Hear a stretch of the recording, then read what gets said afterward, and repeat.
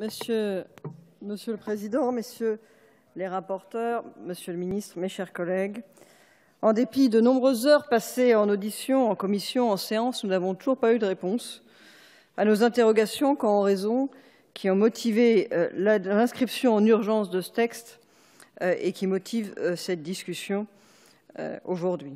La fusion de la ville et du département de Paris, objet des 12 premiers articles, est une mesure technique. Elle est quasiment déjà en vigueur dans la pratique. Nous pouvons, ceux parmi nous qui sont aussi élus de Paris, en témoigner. Le transfert des compétences de l'État vers la ville, qui aurait pu être l'occasion de mieux assurer la sécurité et la tranquillité, est réduit à la portion congrue dans le texte que nous examinons, y compris d'ailleurs dans le domaine de la circulation. Le transfert de compétences de la ville vers les arrondissements, qui aurait été l'occasion d'offrir un meilleur service de proximité aux Parisiens, est particulièrement faible. La majorité a obstinément rejeté jusqu'ici nos amendements pour lui donner du contenu. La simplification de l'architecture institutionnelle francilienne, qui enchevêtre les compétences des différentes collectivités pour plus d'efficacité et moins de dépenses de fonctionnement, est carrément absente du texte. Le projet ne concerne ni la région, ni la métropole du Grand Paris, et a fortiori, la fusion ville-département de Paris rendra plus difficile toute évolution ultérieure. Et pourtant, s'il y a un sujet qui mérite une loi, c'est bien celui-là, tant le millefeuille institutionnel en Île-de-France rend l'action publique peu efficiente. Alors quoi? Qu'est-ce qui a motivé l'inscription de ce texte à l'ordre du jour? Eh bien, concrètement, la seule mesure significative du projet, c'est la fusion des 4 arrondissements centraux. À quelques jours de la fin de la législature, nous discutons donc d'une réformette électorale et partisane. Nous en discutons dans l'urgence, comme nous l'ont dit sans embâche les rapporteurs, pour garantir à la maire de Paris que cette réforme sera votée avant l'alternance. Voilà bien du cynisme, de la part d'une gauche toujours prompte à prodiguer des leçons de morale. Qu'est-ce que vous auriez dit si nous étions permis ce type de comportement? Emmené par le sénateur de Paris, Pierre Charon, nos amis du Sénat avaient largement corrigé et musclé ce texte en novembre en lui donnant plus de contenu. Ils avaient supprimé la fusion des arrondissements du centre. Ils avaient aussi accordé de nouvelles compétences aux arrondissements. Ils avaient permis à ceux-ci de collaborer directement avec les communes voisines, par exemple pour les projets qui enjambaient le périphérique. Ils avaient permis la création d'une police municipale. Et enfin, ils avaient garanti les conditions d'équité et de démocratie dans les arbitrages que rend le Conseil de Paris. Ah oui, et puis ils avaient supprimé l'introduction des casinos à Paris, monsieur le rapporteur. Permettez-moi de revenir une nouvelle fois sur ces différents points, y compris le dernier, ils sont importants. Donc les sénateurs, non c'est plutôt Las Vegas ces casinos, les sénateurs avaient supprimé la fusion en un secteur des 4 premiers arrondissements de Paris. Pourquoi? Eh bien tout simplement parce que les motivations de cette fusion ne sont que politiciennes. Il n'y a pas d'économie, les économies invoquées sont inexistantes. Les arguments de représentativité des conseillers de Paris, que vous nous avez resservis tout à l'heure, monsieur le rapporteur, ne sont que l'habillage juridique des jeux politiques de la majorité municipale.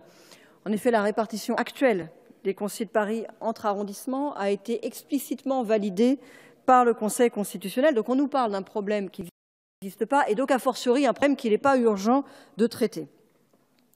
Au passage, si le gouvernement était soucieux de remettre à plat les notions de représentativité, il n'y a pas que les arrondissements de Paris qui seraient concernés, il y a aussi l'ensemble des communes de la métropole.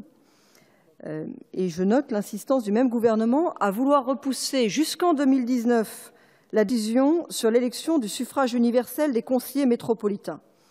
Autrement dit, on attend 2019 pour décider de l'élection au suffrage universel des conseillers métropolitains. Mais il est urgent en 2017 de décider du mode d'élection des conseillers de Paris, du centre de Paris, dans une élection qui pourtant n'aura lieu qu'en 2020. Cherchez l'erreur, on a tous compris. Si le gouvernement était soucieux de représentativité, toujours, il mettrait surtout un terme à l'actuel scrutin territorial qui permet à la maire de Paris d'être élue avec une minorité des voix des Parisiens.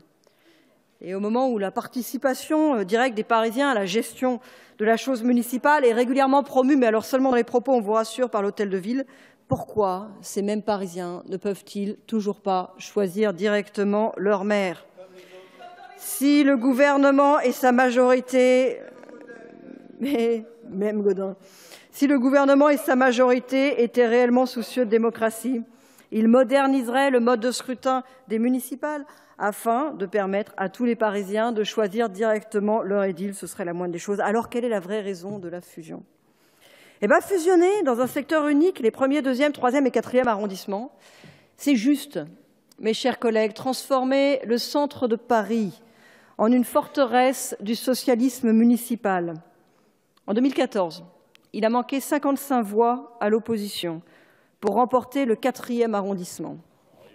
En 2020, à résultat constant, il faudrait combler un écart de 2700 voix pour remporter le nouveau secteur unique. 55 d'un côté, 2700 de l'autre. Cherchez l'erreur, on nous dit que ça ne change rien. Manifestement, ça n'est pas le cas. Avec la fusion, c'est une certaine idée de la démocratie qui est en jeu, celle de la démocratie de proximité, celle qui s'appuie sur des élus accessibles et disponibles, qui connaissent le terrain et les habitants de leur arrondissement. Renoncer à la démocratie de proximité, c'est faire le choix d'une démocratie dégradée, à contre-courant des besoins, à contre-courant des attentes. C'est éloigner là où il faut rapprocher. C'est aggraver la perception d'une déconnexion croissante des élus. Alors, à l'envers de cette approche, nous avons défendu sans relâche une vision du fonctionnement de Paris qui permette l'exercice des compétences au niveau les plus pertinents. Nous avons défendu avec tous les élus de l'opposition présents dans cet hémicycle et en particulier avec les députés aussi membres du Conseil de Paris que je salue, Philippe Goujon, Pierre Lelouch, Claude Goisguen. C'est dans cet esprit aussi que nous avons proposé l'attribution aux arrondissements d'une compétence sur les enjeux de proximité. Le nettoyage, l'entretien et la réfection des voiries, ce ne serait pas du luxe. La délivrance des permis de construire ainsi que les autorisations d'élagage et de terrasses. La création, l'organisation, la gestion du service de petite enfance, la restauration scolaire, l'attribution des logements sociaux, l'attribution des subventions aux associations concernant le seul arrondissement, la mise en œuvre des actes d'acquisition et de préemption. Pourquoi ça? Pas pour faire plaisir aux maires d'arrondissement, mais bien parce que c'est à cette échelle-là que les choix les plus pertinents peuvent être faits. 2 exemples que j'ai choisis pour qu'ils parlent à tous ceux, parisiens ou pas parisiens, qui arpentent néanmoins Paris, tous les parlementaires de cet hémicycle, occasionnellement, et puis à tous ceux élus qui doivent faire face au problème de la restauration scolaire dans leur commune. Premier exemple, d'abord, l'absence de propreté. L'absence de propreté des rues parisiennes est la principale source d'insatisfaction des Parisiens à l'encontre de la maire de Paris. Le copilotage entre mairie centrale et mairie d'arrondissement a produit absolument aucun effet. Et il faut dire que les mairies d'arrondissement n'ont quasiment aucune marge de manœuvre en la matière. En confiant aux maires d'arrondissement l'autorité fonctionnelle sur les personnels et les moyens techniques et financiers pour assurer cette mission, le service gagnerait en réactivité et en efficacité. Les maires d'arrondissement pourraient répartir les opérations en fonction des animations locales, qu'il s'agisse des marchés récurrents, des manifestations festives occasionnelles, bref, ça marcherait. Autre sujet majeur pour les Parisiens, la cantine. Alors certes, la maire de Paris a finalement renoncé en catimini en décembre à recentraliser les caisses des écoles. Tant mieux, parce que l'amélioration de la qualité des repas n'est pas compatible avec un marché unique chargé de préparer les repas de 140 000 élèves. On a tous des souvenirs de restauration collective. La restauration collective à 140 000 élèves, ça ne doit quand même pas être terrible. Mais il aurait fallu renforcer les pouvoirs des maires d'arrondissement dans ce domaine. Les arrondissements ont une dimension idoine, promouvoir les circuits courts et les composantes biologiques, pierre angulaire d'une alimentation durable. Il ne suffit pas de faire des communications sur le sujet, comme on va probablement y avoir droit dans le prochain Conseil de Paris. Il faut aussi en prendre les moyens. Oui, il faut trouver le bon dosage, la bonne méthode pour garder un minimum d'unité au sein de la ville. Mais enfin, entre la situation actuelle où les arrondissements n'ont strictement aucun pouvoir et la transformation de ceux-ci en communes autonomes, la marge est grande. Alors nous allons à nouveau défendre plusieurs amendements à ce sujet. On va pouvoir le faire si le calendrier le permet, parce que franchement, inscrire en urgence cette discussion le soir où il y a les conseils d'arrondissement dans certains arrondissements, c'est particulièrement mal trouvé. C'est notre ultime tentative contre l'adoption d'un texte inepte en l'état. Pour tenir compte de certaines réticences exprimées par la majorité, nous proposons un dispositif un peu différent de celui adopté au Sénat. Parce que nous évoluons et nous adaptons, monsieur le rapporteur, je vois que ça vous fait sourire. Un dispositif fondé sur l'idée donner aux arrondissements un avis conforme sur certaines décisions prises à l'échelon central et une autorité fonctionnelle sur les personnels, je l'évoquais tout à l'heure à propos de la propreté, qui exercent des missions de proximité. Et puis même approche en ce qui concerne la police. La préfecture de police est aujourd'hui mobilisée en priorité, c'est bien normal, sur les questions de sécurité intérieure et de lutte contre le terrorisme. Mais ça se fait parfois au détriment de ce qu'on pourrait appeler la police quotidienne, la lutte contre les dégradations volontaires, les petits trafics, les tapages, la vente à la sauvette, la mendicité agressive, la gestion de la circulation. Des infractions qui vont plus loin que les incivilités dont la maire de Paris a parlé dans son audition et sur lesquelles elle se propose de mettre la priorité dans le seul but de remplir les caisses de la ville avec une politique des PV, ça on l'a bien compris. Bref, l'actualité illustre ces jours-ci avec la révision de la grille tarifaire du stationnement de surface à l'occasion de sa municipalisation. Le problème, Madame Hidalgo continue à faire feu de tout bois parafiscal pour pallier la mauvaise gestion budgétaire et combler son déficit, mais il n'y a rien de nouveau prévu pour la sécurité, parce que c'est ça le pire. Avec tout ce mouvement, les effectifs d'ASP vont être transférés de la préfecture de police à la ville, c'est quand même 1900 personnes, mais ce ne sera pas pour renforcer la lutte contre les infractions qui empoisonnent la vie des Parisiens, ce sera pour empoisonner la vie des Parisiens et s'attaquer à leur porte-monnaie pour remplir les caisses de la ville, chercher le problème. Pourtant, le préfet de police, lors de son audition, mes chers collègues, devant nos commissions, avait dit qu'il n'était pas opposé à la création d'une police municipale. Et Dieu sait pourtant que les préfets de police sont souvent pas chauds sur le sujet. Et la préfecture doit, en tout état de cause, se recentrer sur ses missions régaliennes. Alors, il nous avait indiqué ne pas exclure, je le cite, le préfet de police, qu'on aille plus loin en matière de transfert, en observant ce qui se fait dans les grandes villes où il y a des polices d'État. Et il avait reconnu que c'était bien la ville qui avait bloqué toute avancée en refusant d'assumer sa responsabilité en matière de sécurité. C'est pour ça que nous avons soutenu le dispositif qui a été adopté par le Sénat, un dispositif semblable à celui de la Petite Couronne. Et j'en profite pour saluer notre collègue, président du conseil départemental des Hauts-de-Seine, Patrick Devedjian.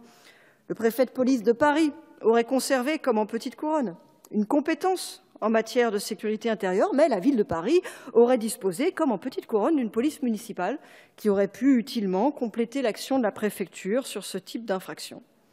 Pour quelle raison le maire de Paris aurait-il moins de pouvoir qu'un maire de banlieue dès lors qu'on maintient le rôle du préfet de police ? Je pourrais, mes chers collègues, également parler des compétences relatives entre l'État, la région, la métropole et la ville en matière de circulation, bref, de toutes les améliorations qui ont été apportées par le Sénat et auxquelles notre groupe était favorable. Mais là comme ailleurs, la majorité a refusé tout progrès en restaurant systématiquement le texte dans sa version gouvernementale. Paris et plus généralement l'Île-de-France valent pourtant mieux. Traiter des questions de statut, pourquoi pas, mais certainement pas dans l'urgence. Et en tout état de cause, à la bonne échelle, en cherchant à placer chaque compétence au niveau où on sera le plus efficace pour améliorer la vie de nos concitoyens. Traiter des questions de statut, ça ne se fait pas sur un coin de table en catimini, mais au contraire en véritable débat avec l'ensemble des collectivités, en mesurant l'impact des scénarios proposés, en recherchant un minimum de consensus pour bâtir un dispositif qui résiste au changement de majorité. Malheureusement, au lieu de suivre cette méthode de bon sens, vous vous êtes soumis au diktat de la maire de Paris, qui a élaboré unilatéralement une réforme de convenance pour elle et pour sa majorité. Car oui, mes chers amis de la majorité parlementaire, la façon dont a été élaboré ce texte ne grandit pas le travail du gouvernement. Réduit, comme j'ai déjà eu l'occasion de le dire, au rôle de petit télégraphiste de la maire de Paris, ni le vôtre. Une majorité godillot condamnée à approuver cette réformette sans pouvoir en discuter le fond. Quant au Conseil de Paris, pourtant, le premier concerné, il n'a même pas eu l'occasion de débattre du projet de loi et encore moins de donner un avis. Pas plus d'ailleurs que les conseils. Je crois qu'on va faire une loi statut de Marseille, on a des trucs à dire tous. Bon, j'étais en train de dire que le Conseil de Paris, pourtant le premier concerné, n'avait pas pu donner son avis. Tout le monde l'a bien compris. Bref, messieurs les rapporteurs, mes chers collègues, vous aviez une occasion de faire œuvre utile, de traiter sérieusement des problèmes institutionnels qui frappent la région capitale, mais le sectarisme et la volonté de puissance de la maire de Paris nous ont empêchés de le faire. C'est dommage, c'est une nouvelle occasion manquée. Et il nous faudra certainement y revenir dans la prochaine mandature. Ce sera, si vous le permettez, ma conclusion. Et dans cette attente, chers collègues, voilà les nombreuses raisons pour lesquelles je crois qu'il n'y a pas lieu de délibérer sur cette réforme électorale et partisane. Je vous propose de la rejeter sans la discuter.